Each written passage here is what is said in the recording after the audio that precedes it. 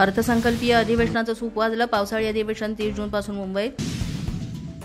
दोन्ही सभागृहांनी मिळून 12 कायदे मंजूर केले. मुख्यमंत्री फडणवीसांची पत्रकार परिषदेत माहिती. माथाडींवर अन्याय होणार नाही, फडणवीसांनी दिली ग्वाही.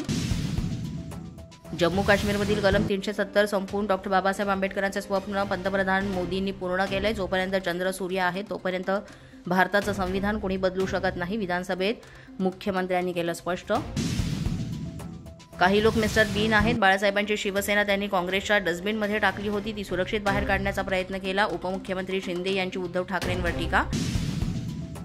दिशाच्या वडिलांनी राजकीय आरोप केलेले नाहीत, कोर्टात प्रतिज्ञापत्र दिलंय. नितेश राणे यांचे वक्तव्य तर ॲडव्होकेट ओझांकडे रिया चक्रवर्ती आदित्य ठाकरे यांच्या चॅटचे पुरावे. ड्रग्सच्या देवाणघेवणीचा चॅटमध्ये उल्लेख, राण्यांचा आरोप.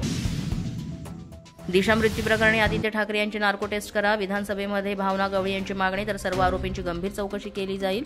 गृहराज्यमंत्री योगेश कदम यांचं प्रत्युत्तर. उपमुख्यमंत्री अजित पवार आज कोल्हापूर दौऱ्यावर. कोल्हापूर आणि इचलकरंजीमध्ये अधिकाऱ्यांसोबत बैठकांचा धडाका. माणिकराव कोकाटे विरोधात दाखल याचिकेवर आज हायकोर्टात सुनावणी. शिक्षेवरची स्थगिती रद्द करण्याची याचिकेतून मागणी. सदनिका घेताना कागदपत्रांमध्ये फेरफार केल्याप्रकरणी माणिकराव कोकाटे यांच्या अडचणीत वाढ.